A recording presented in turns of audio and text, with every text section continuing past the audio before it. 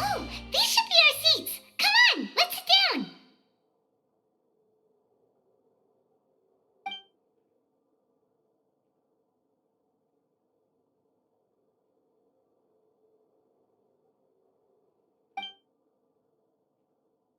Uh... Uh...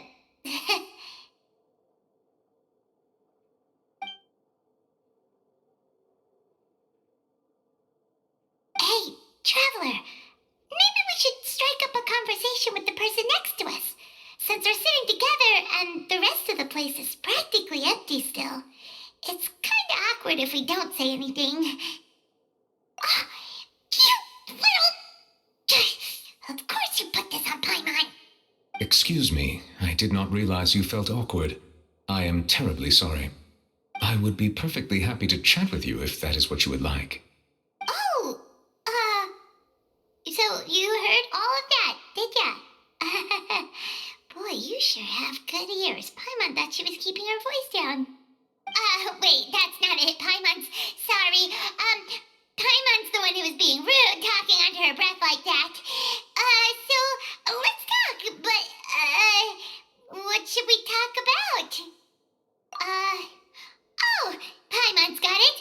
You're also here early and sitting in the front. Are you a friend of Linny's too? A friend, you say? Well, if Mr. Linney would like to be my friend, I would be more than happy to reciprocate.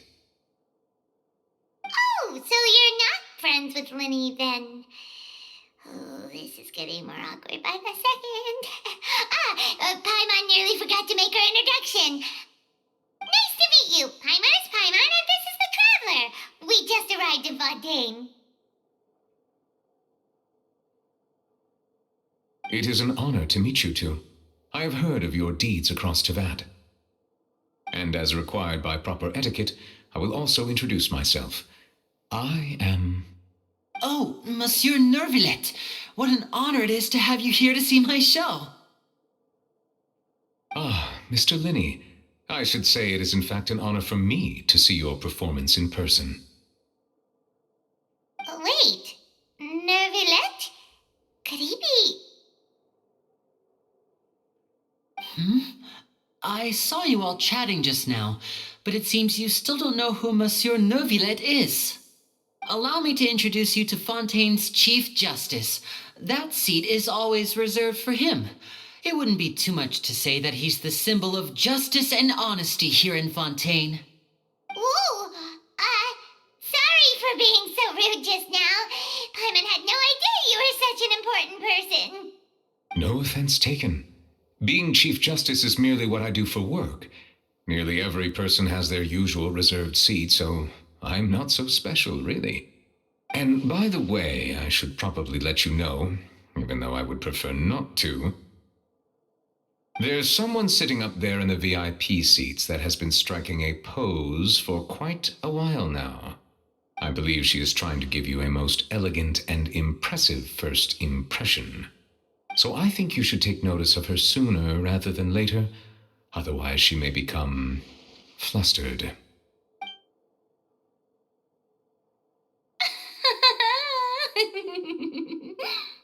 Huh? Oh, it's Farina, the Hydro Archon. Huh. She sure has a smug and satisfied look on her face. Guess she has no idea that you saw right through her act. Very good. That is for the best. No need to pay her any more attention. We may now enjoy the show. Huh? So is this what things are like between the Chief Justice and the Hydro Archon? All right, please wait just a moment longer. I've pretty much finished my preparations, and the performance will start as soon as the audience has made their way to their seats. Yay! The show's finally about to start! Paimon can hardly wait! Paimon's never seen a real live magic show before!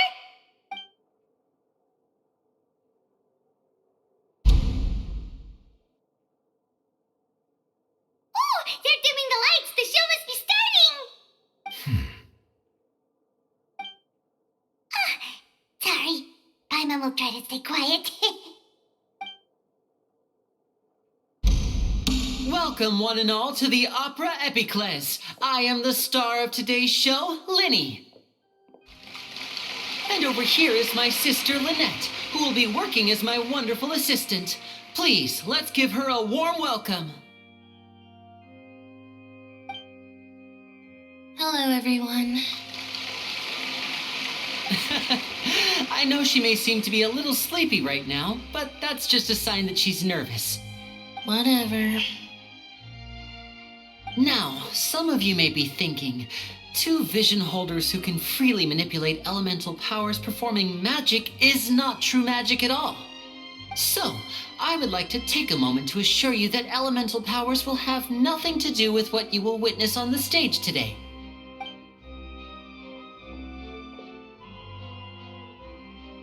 Both Lynette and myself have removed our visions for the show. That way, even the gods won't be able to help us. Oh, good point. That's what makes the show real magic. Now, without further ado, let the show begin. Lynette will now exit the stage to make some preparations. I know you might miss her, but don't worry. She'll be coming right back on stage momentarily.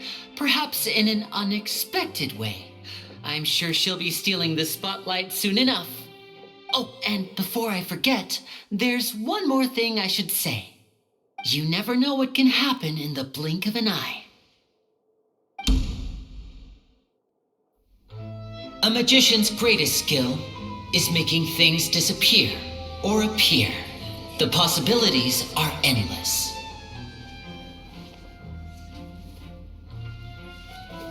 Huh?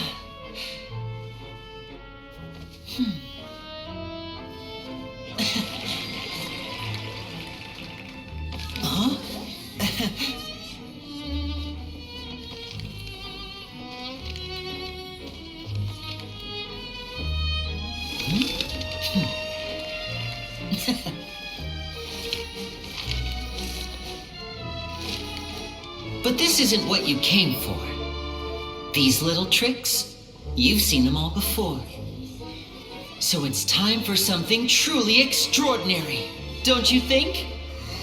This one's a little tricky.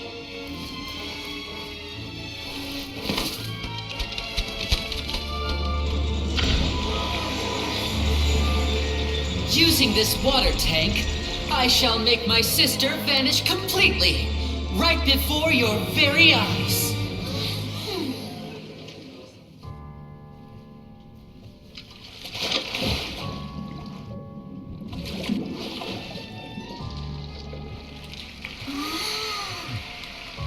It's actually quite simple. She'll just turn into air bubbles and float right out of the top.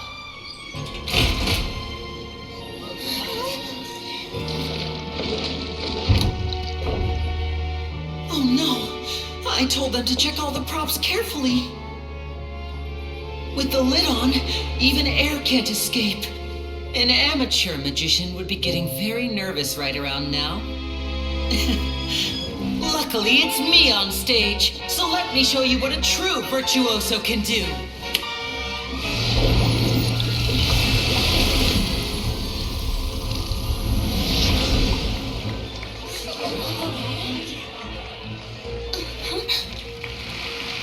Lynette, are you still there?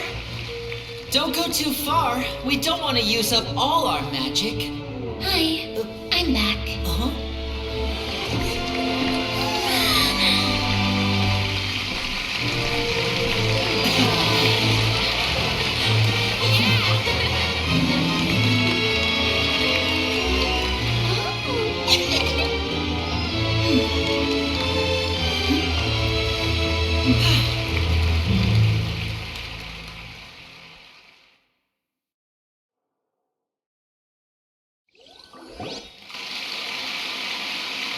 Whoa!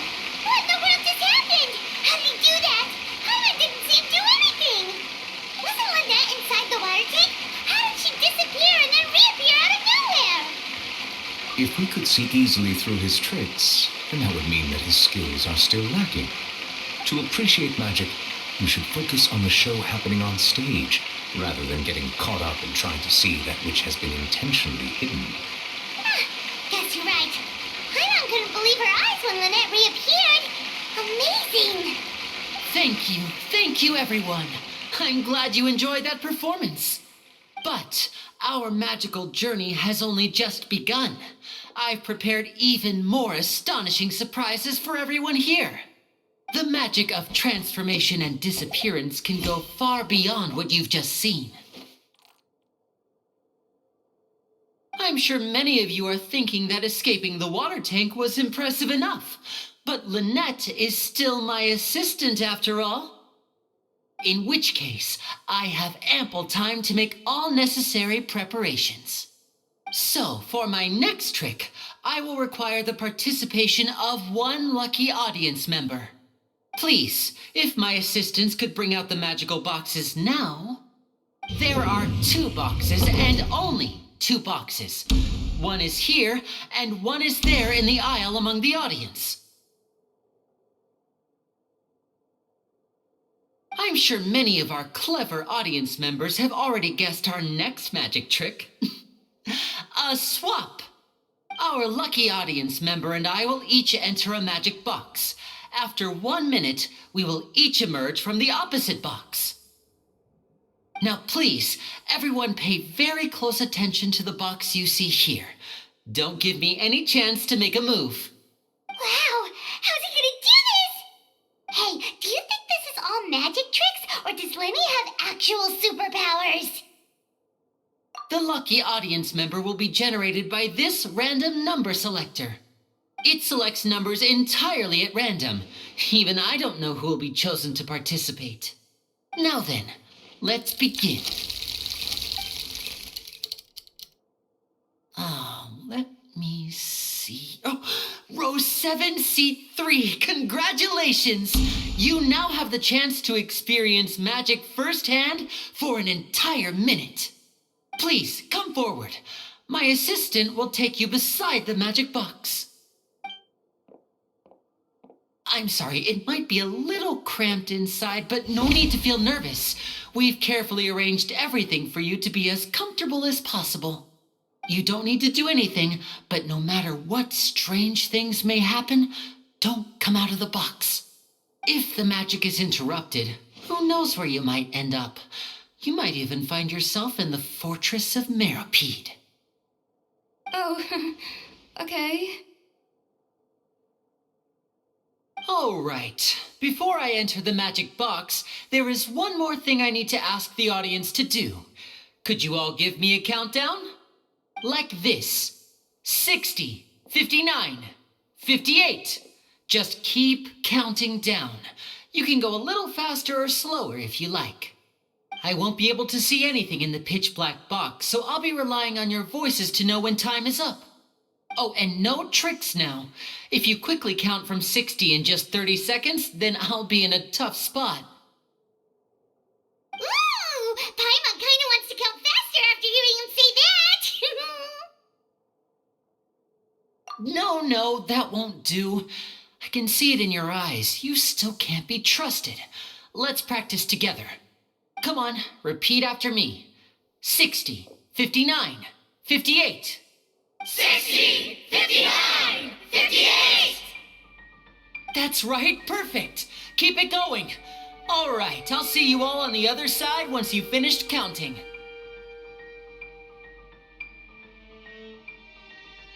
54, 53, 52? Huh? Why aren't you counting, Nervalette? I am counting in my head. I think things are exciting enough in here as it is. Merely a consequence of my identity and personality. Do not worry about me. Just enjoy the show. Oh, alright. You look so serious that Paimon thought you might be feeling uncomfortable or something. 40, 39, 38! Mr. Lenny, are you all right in there? Is everything ready? Yes, I'm fine. I'm just double-checking the direction of the magic. It would be a disaster if we get sent to the wrong places. For example, mid-air right above the audience. Even though he's saying that, Lenny doesn't seem nervous at all.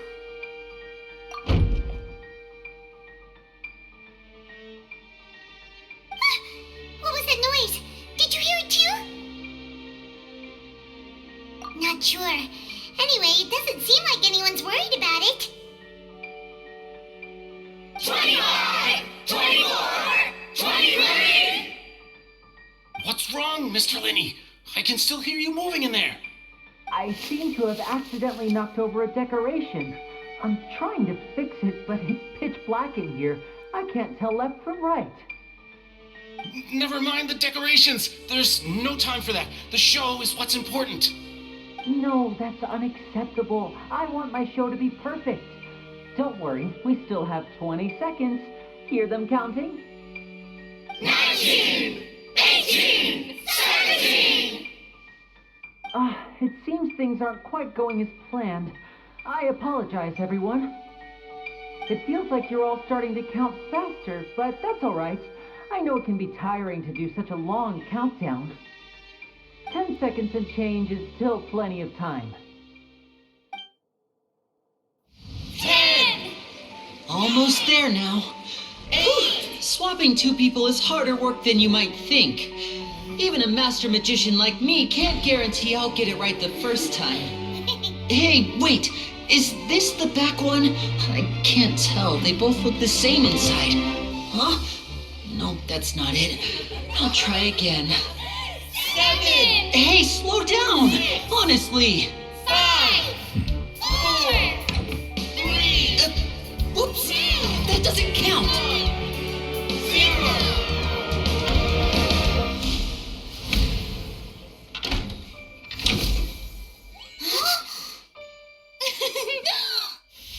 Ta-da! What happened?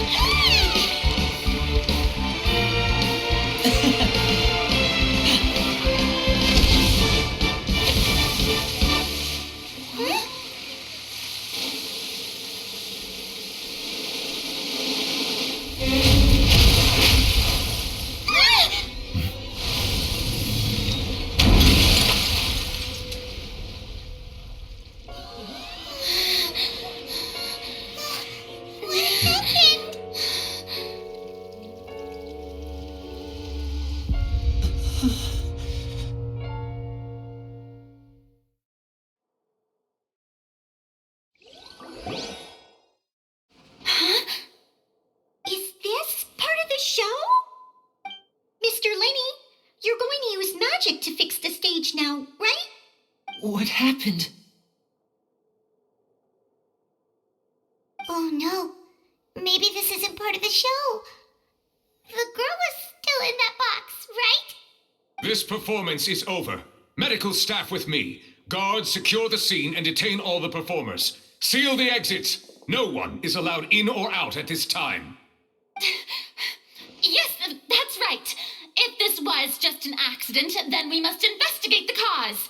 But if this was all part of some scheme, then those accountable will not escape the judgment of the God of Justice. No need to be alarmed, you two.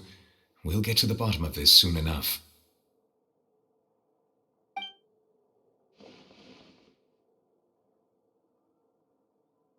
Unfortunately, the person who is in the magic box has been pronounced dead. His name was Cowell, one of the assistants in Linney's magic troupe. Apparently, the fireworks on stage ignited the ropes that were suspending the water tank, which then caused the tank to fall onto the stage. As of now, we are still not sure why we found Cowell in the box, rather than the guest from the audience. And after an initial search of the area, the guards have confirmed that the girl is nowhere to be found. It appears that this incident was not merely some mishap with the performance. And there are many indications that it is connected with the case of the serial disappearances of young women. The serial disappearances case? That's the case that Charlotte mentioned before. I know the truth. I can see through the whole thing. Really, using such a shallow and obvious mystery as his finale, did he really underestimate us that badly? I say that our powerful magician, Mr. Linney, is now the prime suspect for the serial disappearances case. Huh? thing was an accident. Oh, this all occurred during your magic show, did it not? The missing girl disappeared after being chosen, did she not? The deceased is one of your assistants, is he not? Now that I think about it, that whole speech about magicians making things disappear was nothing more than a provocation, a bald-faced challenge. That can't be right. How can Lenny do this? He was in the box on the stage the entire time. We could even hear his voice. Besides, before the show, he told us they would like to catch the criminal behind the disappearances. He couldn't possibly mean catching himself. Save discussion for a later time, please.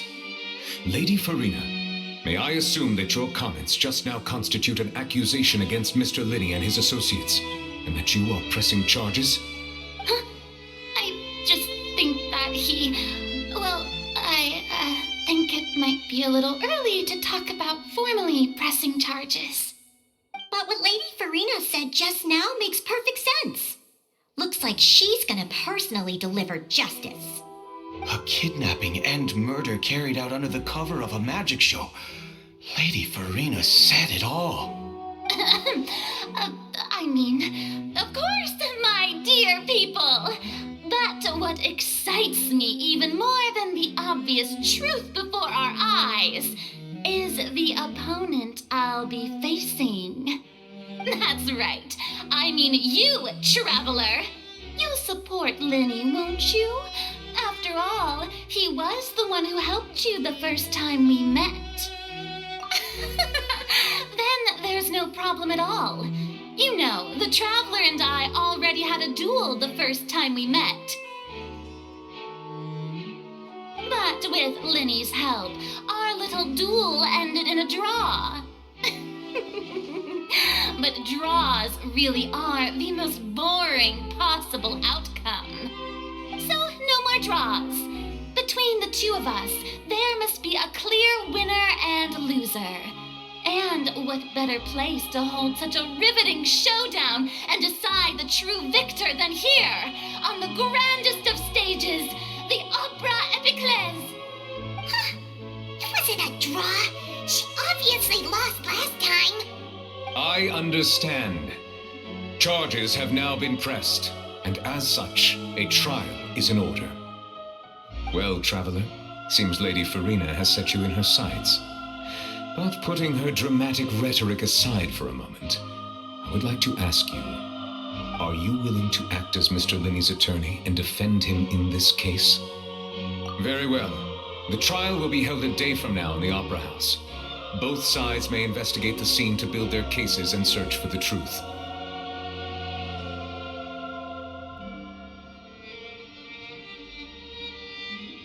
Linney and his troupe are all potential suspects and shall remain within the Opera House. The audience may begin to leave in an orderly fashion once they have been cleared by the guards. A day isn't that long. Let's see what kind of case this big-shot outlander can build in such a short amount of time. I'm really quite looking forward to hearing it.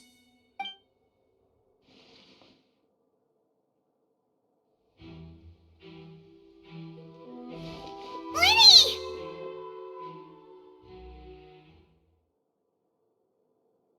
Sorry about everything that happened just now.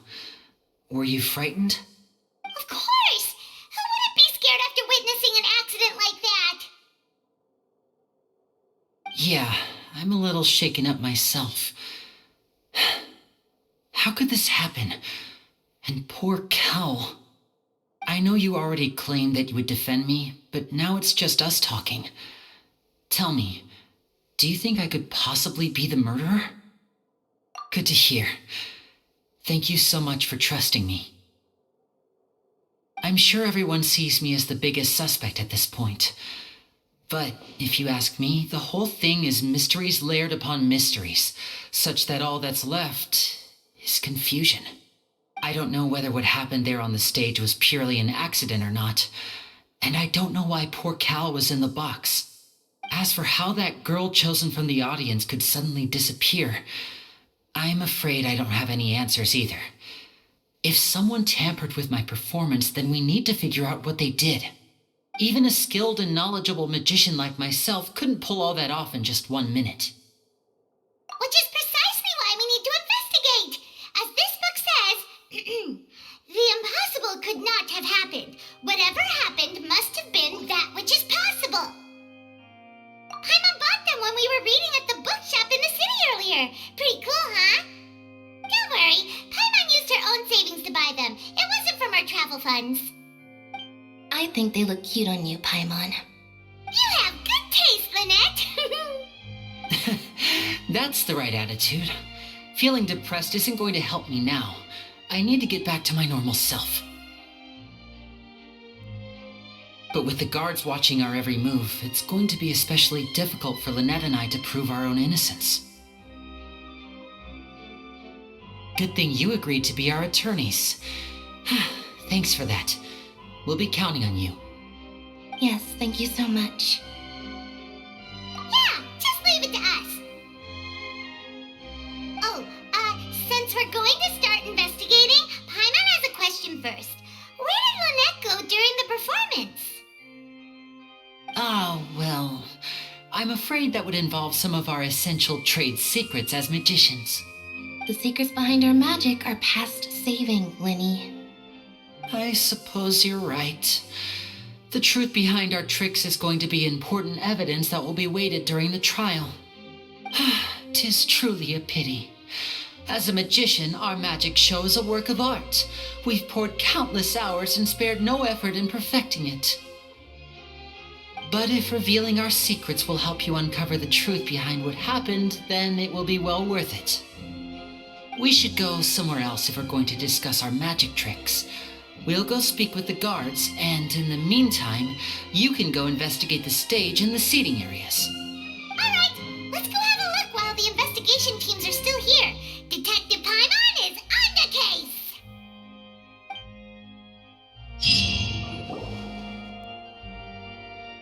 Hello, officer. How's the investigation going? I see. You must be the traveler that Lady Farina mentioned. Listen, I'll be perfectly honest with you. I'd avoid getting mixed up in this whirlpool of a mess if I were you. Huh? What do you mean? Come with me and you'll see. The deceased is one of Linny's assistants named Cal. Even though he hadn't joined the troupe long, he was hardworking and everyone generally liked him. The assistants are usually in charge of setting up and inspecting the props, as well as assisting with the show and keeping the crowd engaged. As you probably saw when you were in the audience, the water tank suddenly fell and smashed the box with Cowl inside it. This is the real mystery. We've already searched the scene and were unable to find any traces of the girl. However, if you look carefully, the box was positioned directly under the water tank. The ropes holding the tank were then burned by the pyrotechnics on stage, causing them to snap. All these factors lining up so perfectly makes it hard to see this as a mere accident. If anything, the more logical explanation is that the whole incident was intentionally planned, and Linny is the most likely person to have access to all these areas. But he doesn't have a motive.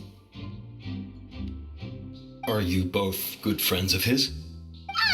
Well, you can't say we're good friends, but we've known each other for a little while. So in just a short time, he was not only able to win your trust, but even convince you to act as his attorneys. I know there's no such thing as magic. The real trick of a magician is holding the audience in the palm of their hand. I've seen a lot of cases, and I can tell you that people are the least reliable kind of evidence. Sorry, I tend to be pretty straightforward. Just know that I'm warning you for your own good. Anyway, you may investigate the scene of the crime yourselves if you're curious. Who knows, maybe you'll be able to come up with some new evidence.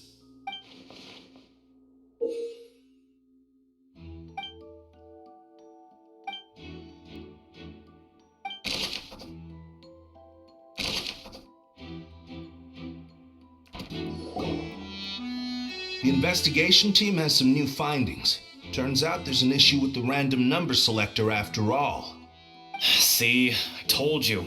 What if the machine picked some big guy's seat? You think the murderer would have still made his move then? Sorry to interrupt, but we're helping Lenny and Lynette with their side of the investigation. What were you saying about the number selector? There's something wrong with it? You're trying to help them? That'll be a tall order. Lenny used the machine to pick a random member of the audience during his performance, right? The lucky girl that later disappeared. Well, we thought there might be a serious problem with the machine, so we had it taken away for further inspection. It turns out that the seat number it picked wasn't random at all. The machine picks that same number every time. I'm sure you already know that you have to make a reservation in advance to get a seat, regardless of whether it's a trial or some performance. In other words, Lenny knew who would be sitting where from the very beginning. That much checks out. Lenny reserved our seats for us too. Bet you see why I was saying it'd be tough to make a case for Lenny. Even though it's bad for Lenny's case, Paimon had better write it down.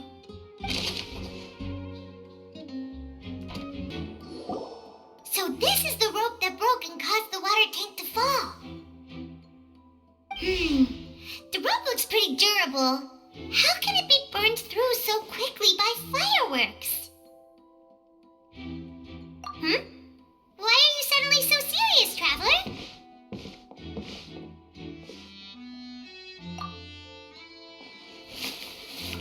Whoa! Look! This bit is made from different material! Most of it was burned away, but there's still a little bit of it left. So if a rope meant to hold something was made with that kind of material in it, then that means... Wait! Paimon should write all this down! Let's take notes!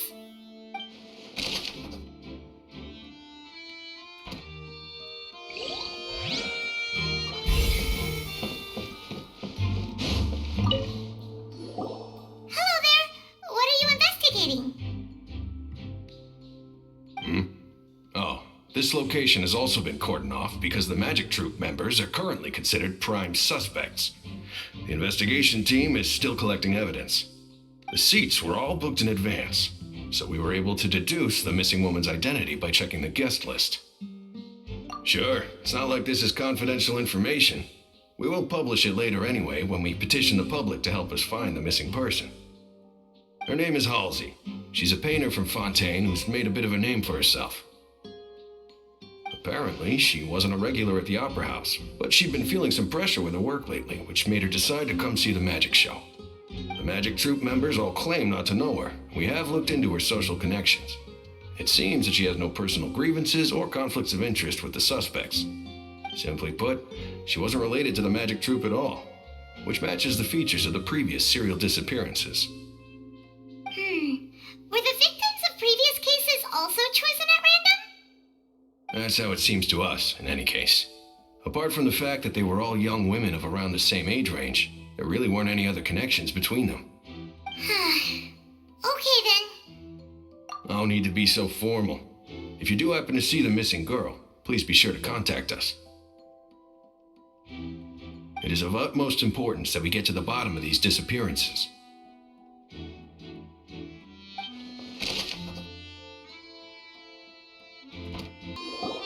I see that you're investigating the area. Well, it just so happens that I'm interested too.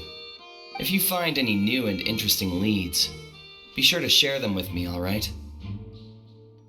We don't have too many thoughts yet.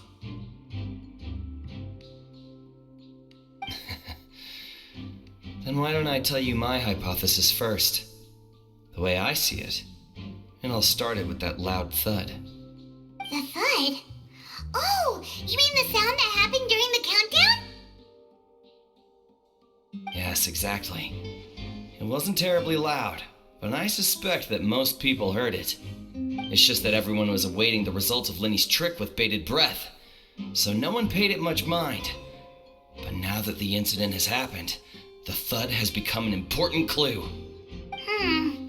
That makes sense. So, what do you make of it? of the opinion that it may have been the sound of Linny's accomplice. Lynette, perhaps. Jumping atop the water tank or something like that. And when the pyrotechnics went off, she cut the rope, sending the water tank crashing down. Wait, wasn't the noise we heard too loud for that? Perhaps the balance wasn't right, leading to a particularly rough landing. Oh, that's true. I suppose I must reconsider. That does remind Paimon, though. What was with that sound? Lenny's still talking to the guards. It seems he'll have a lot of explaining to do. I think someone will be assigned to monitor us later, but that's alright. Hey, you! Yes, both of you! Over here! I've been keeping an eye on you for a while now. Huh? You mean us? That's right. If I'm not mistaken, you're also among those who wish to cut down the thorns and pursue the truth. No? And by the looks of it, you're not from Fontaine. Well, you're right on the moor about that one, but who are you? Have you never heard of the Spina di Rosula? From mediating disputes and providing protection to solving conundrums, you name it, Spina di Rosula does it. And I, Navia, have the honor of being its renowned president. Though those who play by our rules call me boss. I'm Silver, her attendant. Pleased to meet you. And I'm Melus. Demoiselle's various daily needs and affairs are under my purview. Huh? Boss? Demoiselle? What gives with the names? Well, I am the second generation president. Malus and the others are still used to my previous title. My apologies, Demoiselle. Should you prefer, boss, I will endeavor to use that instead. No need. You don't have to call me boss. Just Navia is fine. Okay, if you say so. Not that we're members of Spina di Rosula anyway. All merely trifling details. Never mind. Now, back to the situation at hand. That's right. I've always kept an eye on the serial disappearance cases. My interest stems from a matter back from my father's time. Judging from the look of things, I find Linny an unlikely mastermind. Really? We think so too. That's why we're looking for clues now.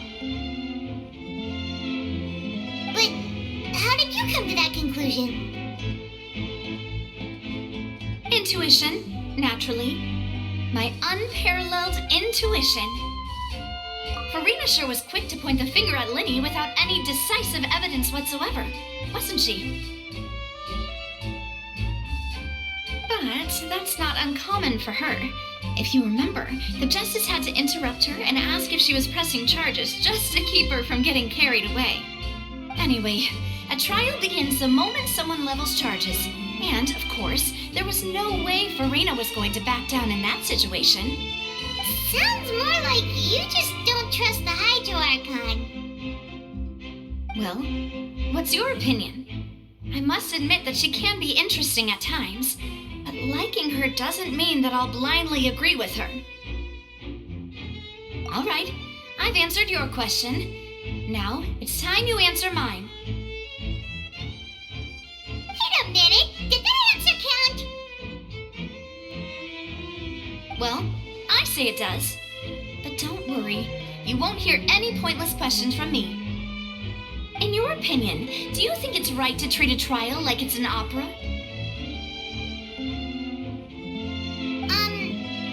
Well? And why would that be?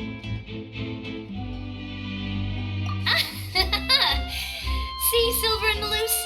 I told you they'd be different. Most astute of you, Demoiselle. I, too, think that the Traveler's response was most excellent. No matter how wonderful the script or how fervent the audience's expectations may be, the trials that go on stage here must be based in fact. Then if that can be done, boss, then... All right, that's quite enough, Maloose. Anyway, I like your answer. You pass with flying colors. Now, I need to make some preparations, following which our joint investigation shall commence. You two shall be my assistants. Wait! Since when did we become assistants? Oh, well, I can be the assistant, sure. Or your companion, if you like. I'm really not that fussy. That's more like it. Far be it from me to brag, but I believe that Demoiselle's intuition will be instrumental in uncovering the truth. You wish to save a friend from false accusations, and we wish to unravel the disappearances. In this sense, our goals are aligned. You have a point. You're quite the talker, aren't you, mister? And what about you over there? What do you think? You seem like you've got something on your mind. I have nothing to add. Oh, alrighty then. We'll be making some preparations first. Just be sure to let us know if they start revealing Lenny's tricks. Thanks! Sorry, but no one can freely enter or exit the Opera House at the moment. If you wish to leave, you must register your identity with us first. No, we're not leaving. We're representing Linny and Lynette as attorneys, so we're investigating the case. Were you always guarding this entrance? Yes, after the Chief Justice gave the order, everyone coming in or out must undergo a strict inspection. So, the missing girl couldn't have left from here. At least, not from that point on. I doubt there was much opportunity then, either. How can you be so sure, Well, because I was in charge of security near the entrance at that time. I couldn't see Linny's performance from here, which was quite a shame. Just my luck. But still, I did not abandon my post, and I stayed put no matter how loud the applause was. If someone had so much as even approached the door, I would have noticed it, let alone if they had tried to leave. We Melusines are good at that sort of thing, you know. So, it's safe to say the girl couldn't have left through here. Alright, thank you for your help. This will be useful info.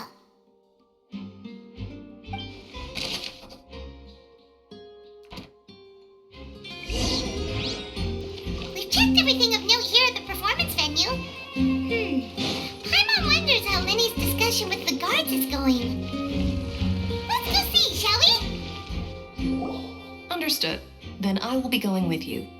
Just so you're aware, I will be monitoring your actions and making notes as necessary. Very good. Thanks for being so agreeable. I'd pull a rose out of my hat as a gift for you if I could. You may spare the pleasantries. I'm just doing my job. You've arrived. Who's this? Me? I'm Spina di Rosula's guardian angel. If you've got a problem, I've got the firepower. Sorry, I got a little carried away there. Call me Navia. I'm a partner of theirs, and we'll be helping investigate this whole situation. And these are my companions. Would you mind if they join as well? Fine by me. Oh, new helpers? I would be most grateful. Well, let's just say we're tagging along. It's not every day you get to see the secrets behind magic performed on such a large scale. I appreciate your kind interest. Come with me. We'll be heading below stage.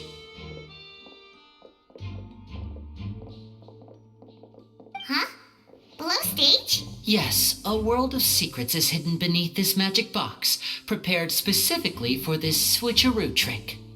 But before I reveal everything, you should have a look first. Notice anything strange here?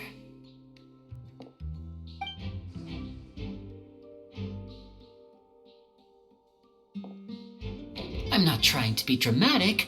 Remembering the details of a trick will help you understand the methods used to perform it more easily. Huh. Weren't there balloons and other decorations here? Where did all that go? Ah, good eye. That said, you're still far from discovering the answer. The back? You mean the inside of the door? What's different about it? Paimon didn't notice anything. Very good indeed.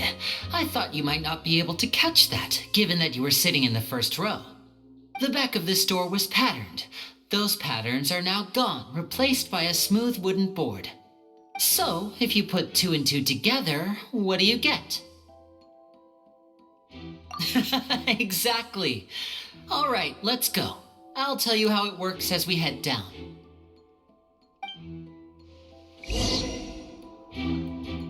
Oh, so there was a passageway under the magic box! I knew you'd figure out most of it as soon as you saw this place. The 2 magic boxes are positioned right above the 2 entrances of the tunnel. See this flatbed trolley? The box with the lucky audience member in it would be shuttled over to the other side using the trolley. This trolley can raise and lower and even rotate, ensuring that the box will face in the right direction. I see. So that's the purpose of the box inside another box. Precisely. The inner box would descend after the audience member was put inside and be moved along the trolley, all while the outer box would remain on stage as if nothing had ever changed. So that's how you did it! Once the box was lowered, the trolley would store some energy through this device here, with which it would complete the rest of the steps. The audience member would only be able to feel some slight movements in the dark, and by the time she walked out, she would already be back on stage. Right! You were talking that whole time, and you even came out for a moment near the end! Ah, yes, a phonograph operated by Lynette was used to achieve that effect. My assistant and I had already scripted our conversation beforehand. When the countdown began, I had already gone to the opposite box via a tunnel using that ladder. And what about Lynette? Where was she? I was in the mezzanine space in the back of the box. Oh, interesting! That's how we were able to coordinate Linny's lines with the assistant. And, by the way, I was the one who walked out of the box at the end. I mean, we are twins. All it takes is a change of clothes and no one can tell who's who. And that's my favorite part of this trick. Only Lynette and I can perform it. So that's how it all worked! Wow! Every detail you revealed was more amazing than the last! Lynette would briefly walk out of the box and then go back in, jumping into the tunnel and escaping before the box on the trolley could finish ascending. And then I walk out of the other box in the audience area, and the trick would be complete. The operative word here being would. But as you saw, Cal was in the box, not our audience member. She, on the other hand, mysteriously vanished. We really don't know how that happened. If not for that interlude, this would have been an astonishing trick. I probably never would have figured out how you pulled it off. And yet, to think that someone was able to use this magic trick to commit a crime. Could we have a look around? I think we can come up with some more leads. This is the scene of the crime, so Linny and Lynette are not permitted to stay here. I'll escort them back up. Yes, of course. No need to be so strict now. I won't disappear into thin air, you know. Thanks, everyone. We're counting on you.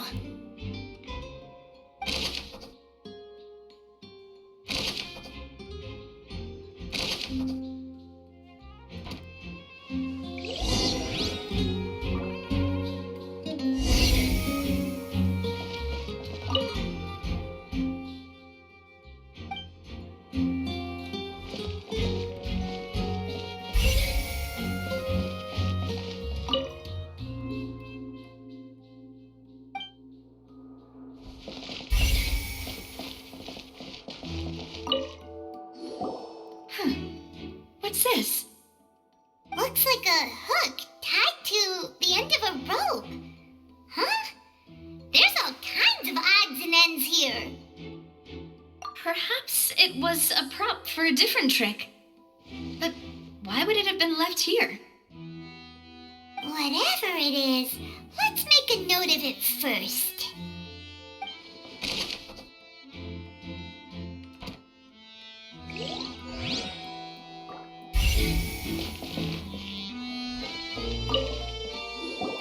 The floor is wet. Please be careful not to slip. Speaking of which, why would there be water here? Oh, Paimon knows! It's one of those tricks where you pour water into a jug and then flip the jug over only for the water to disappear? And here's a broken vase. Huh. Did the trolley knock it down while moving? That can't be. The trolley moves along tracks from start to finish. It couldn't have hit the vase at this distance. Let's note this down too and think about it later.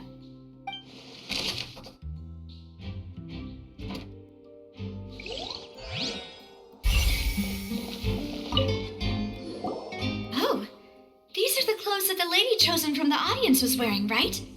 Her clothes are here, but she's nowhere to be found. Right. And do you really need to do that if you're kidnapping them? Ugh, this is so confusing. Paimon doesn't want to be a detective anymore.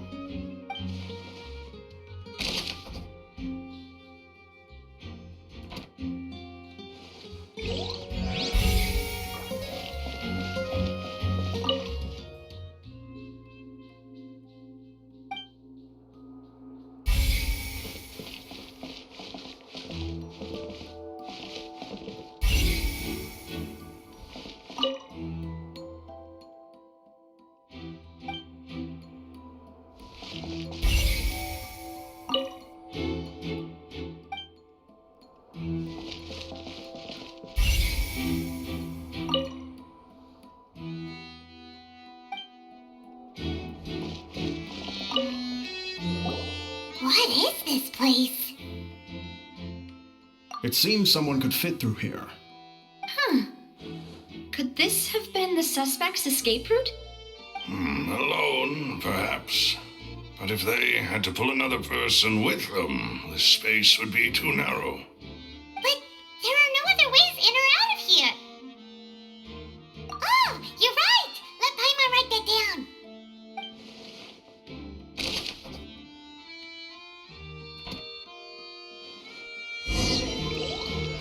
Seems we're just about done investigating down here. Yes, let's head back up.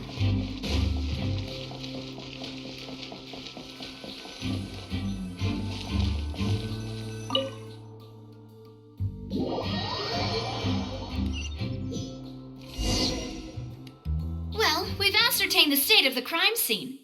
Let's find a place to sort out our findings once Malus returns. It seems to me that there are several things that don't add up here. Apologies for the wait, demoiselle. So, what did the guards say? Did the criminal escape through the vent? They believe the odds of that are very low, since the vent leads to the Opera House's basement. The guards have checked the area carefully. No one left through the basement during the performance or after the incident, and no one was found hiding there. So the tunnels become like a secret chamber then. You know, like the kind you usually see in novels. The plot thickens. Halsey's disappearance and Cowell's death are both quite inexplicable. No wonder Farina was so confident in her accusation. All the current evidence points toward Linny and Lynette. In other words, the charges are very likely to be upheld unless we make some considerable progress. Charges and then trial. So if the charges are upheld, they'll announce a sentence? That's right. This is how a trial goes in the Opera House. During the proceedings, the Chief Justice and the oratrice will hear statements from both sides. That's right. This is how indemnitium is produced. The statements from both sides, the defenses from attorneys, witness testimonies, and even the audience's emotions will all be projected on the oratrice. To put it simply, it's as if the oratrice has its own will and is a judge in its own right. This also precludes any kind of favoritism on the part of the Chief Justice. And not that this has ever happened anyway. Once both sides have finished speaking, the Chief Justice will make his final decision. This, too, will be used by the oratrice as a reference. Then, finally, the oratrice will be consulted by officials. The result it returns is the will of justice itself. Huh? So that machine is the one that actually decides? Paimon thought Noirceur called the shots. In practice, there is very little difference. Both have always come to the same judgment, which is why people have great faith in the Chief Justice. Ah, yes, the guards also asked me to convey that none of us will be allowed to leave this place before the trial. Huh? Why? Because we've chosen to act as the twins' proxies.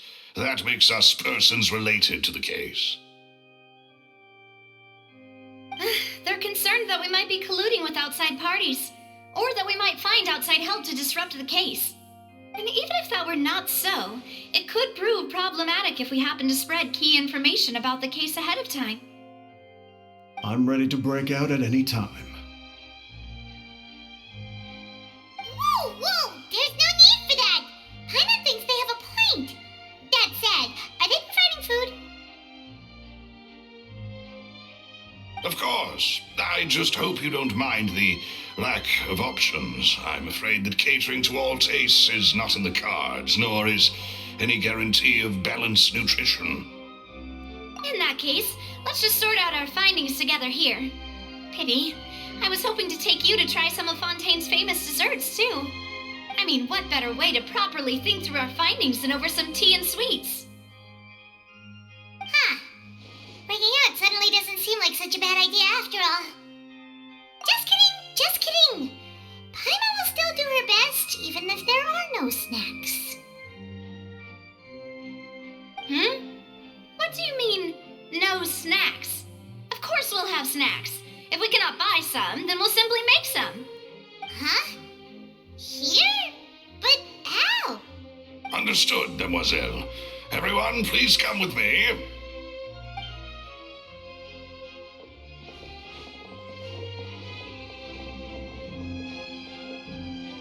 Wait, you're carrying a portable stove with you? Yes, I must be prepared to meet the Demoiselle's baking needs whenever the fancy strikes her. I have eggs, sugar, and almonds at the ready. Good work, you two. Then I'll get to it. Please sit tight for a moment. You'll get to taste my awesome snacks soon enough. These three are quite the interesting group.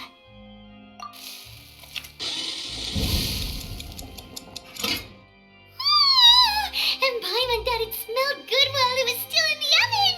Oh, it's even better now. Paimon can't stop drooling. From the way you had these two guys carrying all that stuff around, Paimon thought you'd have them do more during the baking process.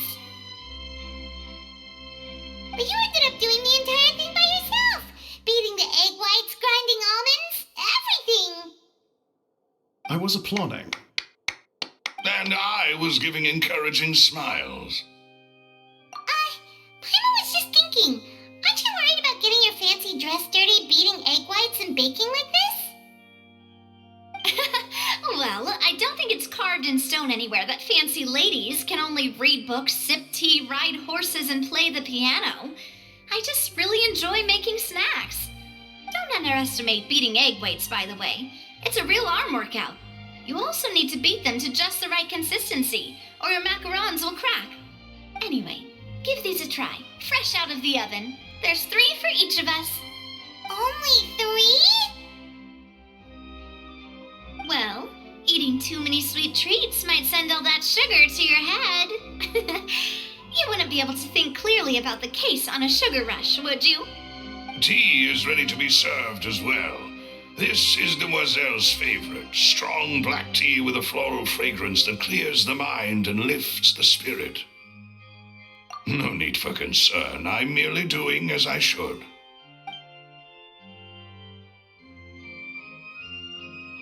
All right then. Down to business. As Paimon mentioned previously, the tunnel seems to be something of a secret chamber. However, we can assume that Linny and Lynette were not alone within it. Some criminal also occupied its sealed confines. The magician twins could have committed the crimes, of course, but they lack any logical motive. Exactly! Why would they do such a thing right when everyone was watching? The flower vase and the thud we heard during the performance could indicate some altercation between Halsey and the criminal in the tunnel, resulting in the shattering of the vase, the discarding of her clothes, and her abduction. Perhaps the criminal thought that since she was chosen from the crowd, she would be too easy to identify if she was still wearing the same clothes. Paimon thinks that makes sense, but the real trouble is... True. None of the clues we found thus far support the existence of this third person. But the only people left to consider are both technically victims, whether it's the missing girl, Halsey, or poor Cowl. Huh. Could Halsey have secretly made modifications to the magic props in order to murder Cowl before making her escape? That's right. And even if she had tampered with the setup, she would need to understand the entire trick to pull it off. Nor does she have any motive. The guard said that she has never had any dealings with the magic troop's members. Were we not thorough enough in our search? From the sound of things, this is turning into an impossible case. Your macarons are amazing, though, Navia. They smell great! They're nice and crisp and super sweet. They are my specialty, after all. And I see you've already had 5 of them. What? 5? Oh, that can't be right. Paimon only counted 3, honest. Please don't worry about it. At my age, a few less sweets might actually be a good thing. No. Being greedy is one thing, but Paimon knows how to count. Besides, Paimon knows that if she ate too many, then others wouldn't have enough. Wait, even you don't believe Paimon? How could you? If Paimon ate those 2 extra macarons, then may they turn into stone in her stomach! All right, we get it. Well, I suppose one of us might have gotten too engrossed in our chat and eaten them by mistake. No big deal. Maloose, set up the stove again, if you would. Huh? What are you doing? Making sure everyone gets 3 macarons, of course. Exactly. We don't want to trouble you. As you wish, Demoiselle. And I have the egg, sugar, and almonds. Well, this really is your hobby, huh?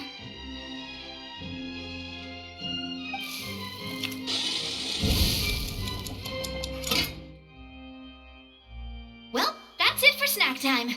I'm going to have another look around the area. I don't know what we're looking for yet, but we've still got some time. As attorneys, I suggest the 2 of you think the case over again. It would be awkward if you got all tongue-tied on stage during the trial. All right, thanks for your help and for the snacks.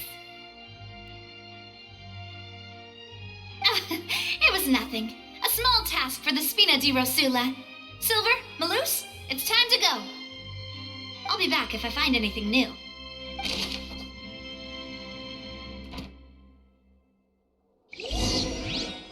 All right, it's time to put our heads together. We've got to get our defense ready for the trial. Oh, it's probably gonna be a long and difficult case. There's no point in worrying about that now. We just need to prepare. Here, take Paimon's notes. They should help you review the situation.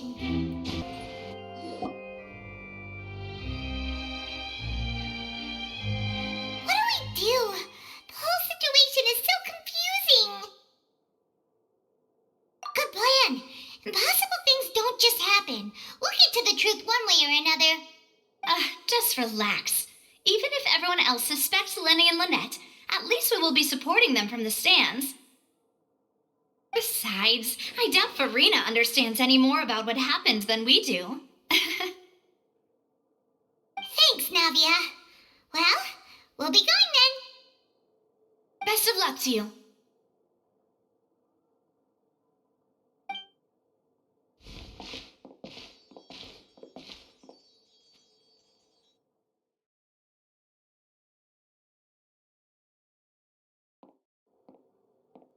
Ah, finally, you're back. Well, how did your investigation go? To be honest, you might be disappointed. No. We're already very grateful that you were willing to help. Well, now, don't you all look disappointed. Don't tell me that your investigation came up empty-handed. That was to be expected, of course. The guilty can never produce proof of their innocence. But don't let that stop you. I shall be terribly disappointed should you, my most anticipated foe, concede so easily. Since both parties are present, I declare that the trial regarding the magic show incident is now in session. Firstly, in order for the audience to understand the causes and results of the incident, could we please have Mr. Linney explain the trick? Yes, of course. I will explain while Lynette demonstrates on stage. All the necessary items have been prepared.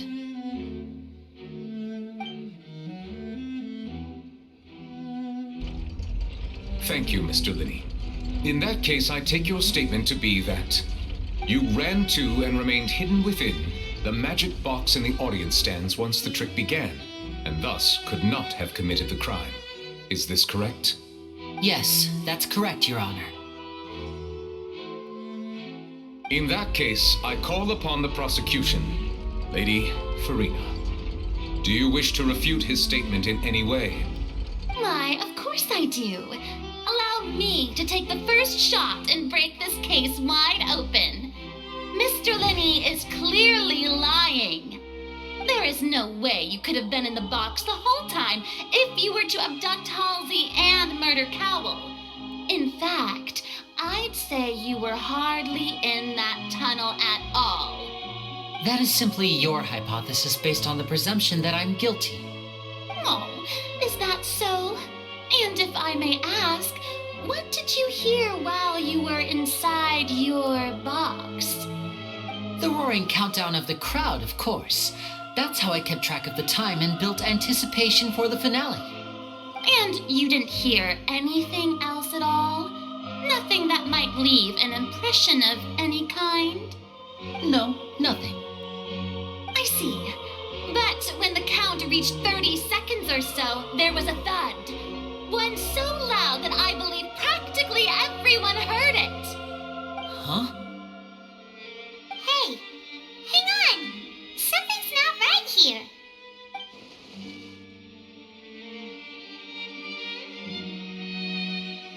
Yeah, I'm sure he could have heard a noise that loud from inside the box. I was right by the box and I definitely heard the thud. Look at those scales. Could those mean... Well then, ladies and gentlemen, allow me to use the words of the magician himself. You never know what can happen in the blink of an eye. Indeed, it seems his alibi can also collapse in the blink of an eye. Of course, I have armed myself to do far more than smash your alibi. Confidence cannot go unfounded, and my foundations are rock solid. Tell me, aren't you and Lynette actually from the House of the Hearth? The House of the Hearth?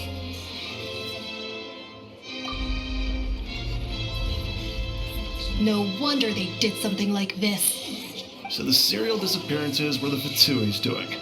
Now it all makes sense. I've got a feeling that what happened on stage probably wasn't just an accident. That's irrelevant. Our identities have nothing to do with what happened. Indeed. Then perhaps you could tell us everything that happened during that 1 minute. Your first priority is to prove yourself innocent after all. I'm sure there is little that needs to be kept secret now. Unless your script already has holes in it. The Outlander is speechless. My, oh my, don't they look flabbergasted? Now comes the infighting and discord, I suppose. This was almost too easy. Good thing I made all those preparations. Seems the all-nighter I pulled last night is really paying off. Hey, Linny, why didn't you tell us this before?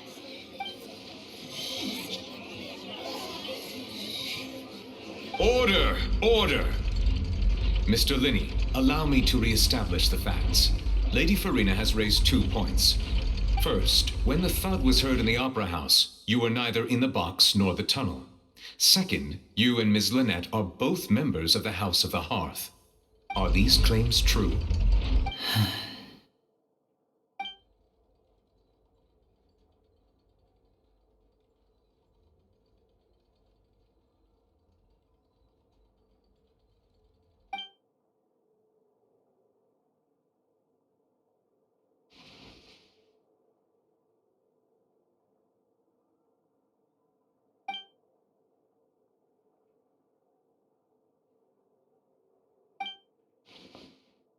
Please answer my question, Mr. Linney. I'm sorry. Yes, they're true, Your Honor.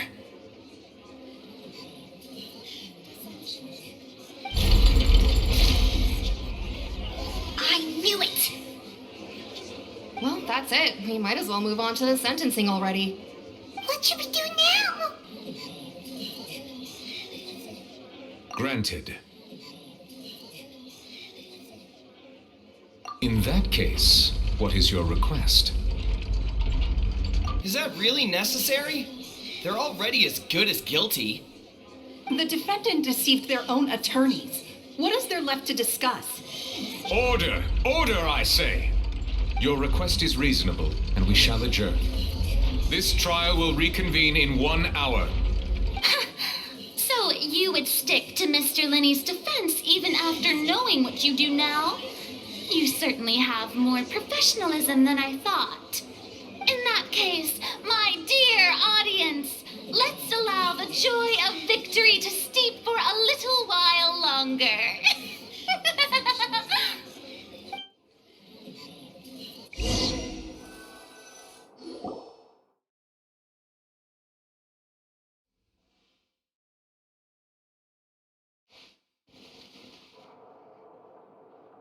Well, this is awkward. I didn't think the Hydro Archon would dig all that up. I'm sorry, Traveler and Paimon. Yeah, sorry. Paimon doesn't know where to start. We trusted you two. We based our entire reasoning on the assumption that you weren't bad guys. Not to set the wrong tone or anything, but Paimon's really mad! I'm very sorry. I know you're angry, and reasonably so, but please, let me explain. I know you've clashed with the Vitui several times before. I wouldn't be surprised if just hearing the word is enough to make you upset. But our organization is very, very large, and the Harbingers have very different personalities and goals. Right now, we want to save people.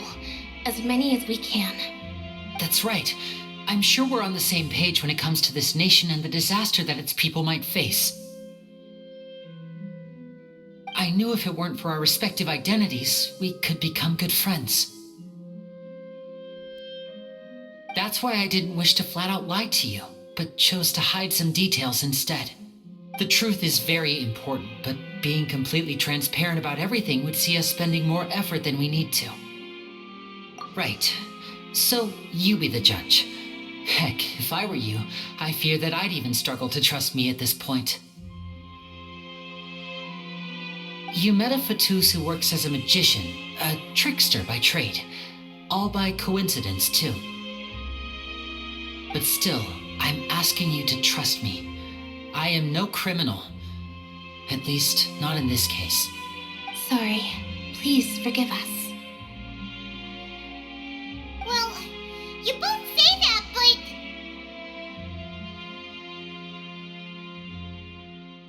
Right, let's hear your answer first, and no lies now! Of course, I'll answer any question you ask. We've been trying to find out how the Oratrice operates. We want to know why it has a consciousness. Why can it deliver sentences accurately? During our investigations, we learned that the machine's core is beneath it. From that moment on, Lynette and I have been designing this box swap trick with the objective of getting close to the core. Is that why you needed a whole minute? That's right. In truth, the audience would take about 75 seconds to count down from 60, while I would only need 15 to get to the opposite box. So, after jumping into the tunnel, I accessed the Opera House basement via the vent, and went to investigate the room in which the core is stored. That air vent was created during the construction of the tunnel specifically to execute this step.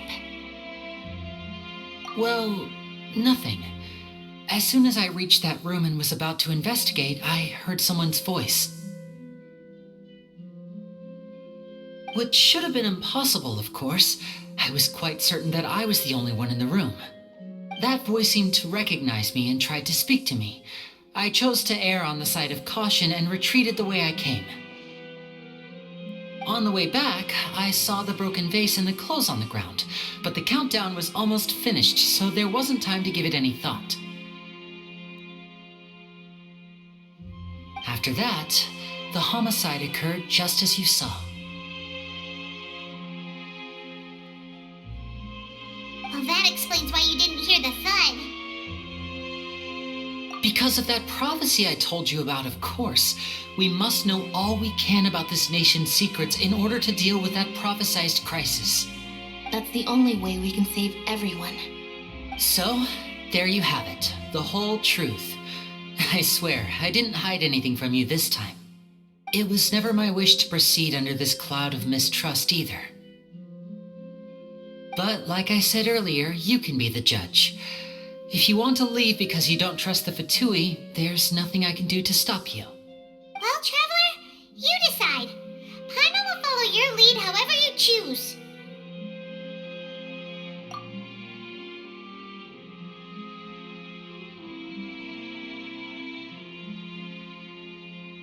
Okay, thank you. Thanks for giving us a chance. The current problem is that the scales are tipped pretty badly against you two. If we want to refute the Hydro Archon's accusations, we're gonna need a seriously watertight defense. Huh? Oh, Paimon thinks she gets what you mean.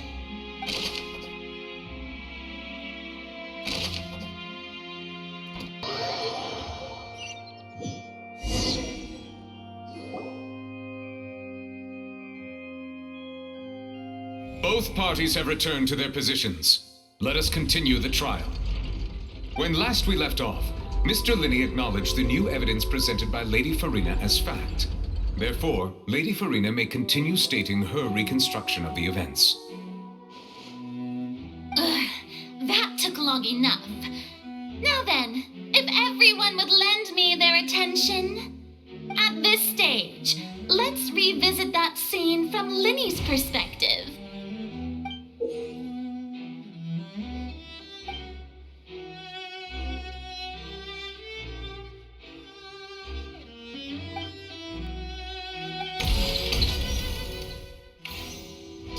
As the countdown began, he entered the tunnel. When the flatbed trolley passed, he opened the box and got into an altercation with Halsey, which caused the loud thud. He did not realize that this sound could be heard by everyone in the opera house, which is why he claimed earlier that he could not hear the sound. Finally, he used the vase to knock her out, before before making her change clothes to prevent others from recognizing her. At this time, Cowell arrived in the tunnel, having heard that strange noise, and caught Linny red-handed. So Linny proceeded to knock him out too before stuffing him into that box. Afterward, Linny passed the unconscious Halsey to his accomplice through the magic box in the audience stands, before operating the devices such that Cowell's death would be ruled an accident. And there you have it. That's the truth behind what happened. Does the defendant's side have any objections to Lady Farina's description of the events? The key to refuting Lady Farina is the order of events. What, Linny?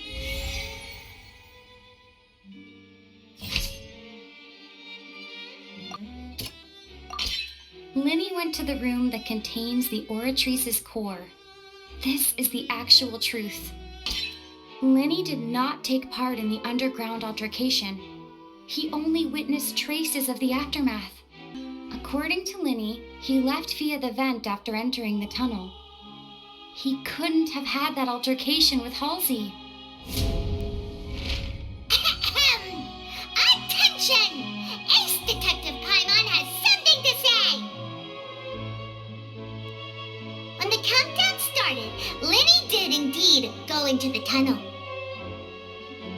But he immediately used a vent to access the Opera House basement, which is where the underground core of the Oratrice is stored. Once he reached that area, he heard a voice in what should have been an empty room. Since he felt something was amiss, he returned immediately. The crime scene had already developed by the time he reached the tunnel again, and in order to complete the magic trick, he did not remain there for any length of time. Finally, he reached the surface, and that was when the accident happened from his point of view. Therefore, he's innocent.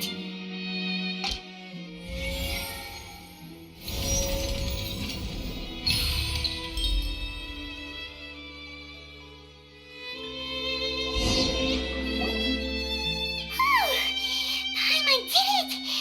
Paimon actually managed to say all that! Wasn't it awesome? In other words, you believe that he knew nothing of the incident? That's right! My reasoning? If that's the case, then if Cowell hadn't entered the tunnel, who was the entire setup meant to kill? Assuming that what you say is true, Linny only needed to kidnap the young girl to cause a new disappearance case. What would the point of killing someone on stage be? Oh, they have a point.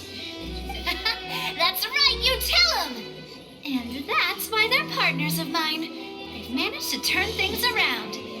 Oh, well, your denial is very strident, I'll give you that.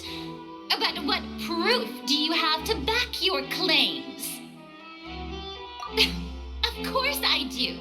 If he had been in the magic box the whole time, how could he have not heard that sound? Why do you ask?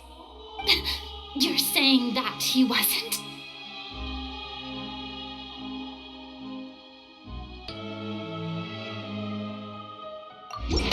That's right! Linny wasn't in the box or in the tunnel. That's why he didn't hear anything strange during the performance. This means that when the crime happened, Linny had already entered the basement via the vent. The same clue you used to disprove his alibi has now become the best proof! How do you like that? Well played. To think you'd use such logic. Well then, if it wasn't Linny who committed the crimes, then who was it?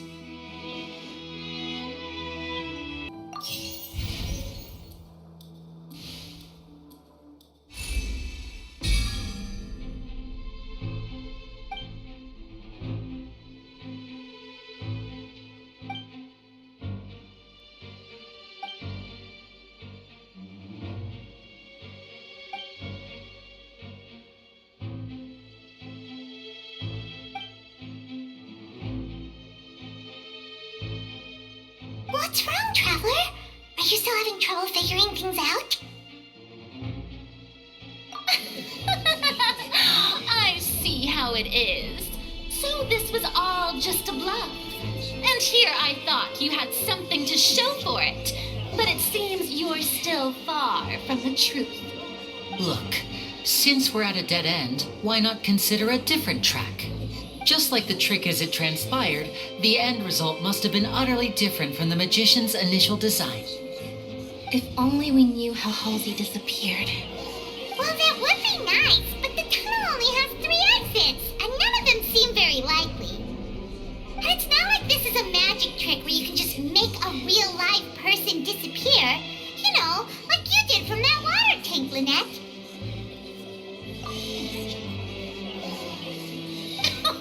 Excuse my interruption, dear opponents, but do you not see that the crowd is growing impatient? There is no greater sin in this opera house than an awkward delay in the performance.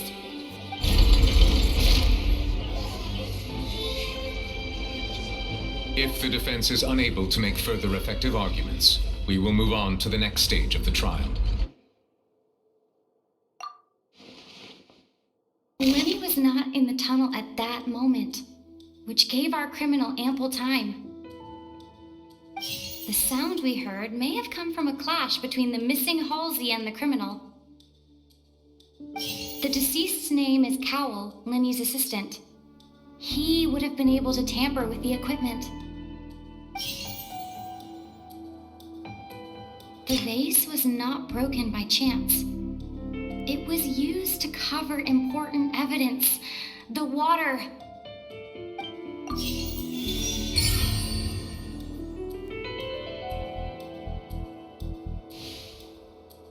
Oh, Paimon gets it! It all comes together if Halsey disappeared instead of being kidnapped. Lynette escaped from the water tank, vanishing gradually and leaving only clothes behind. If there's a similar method where a person could be transformed into water... Just a moment, please. I do hope you know how preposterous you sound at the moment. How could a person ever be transformed into water? This is reality we're talking about here, not some magic trick. Must we really?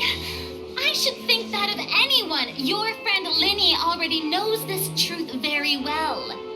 Magic tricks are ultimately just illusions and misdirection. But Halsey's disappearance is very real. We're talking about 2 completely different things. Even so, I trust the traveler's judgment. The truth must be out there somewhere. Perhaps some new line of reasoning may open if we try to gather all the focal points that don't make sense.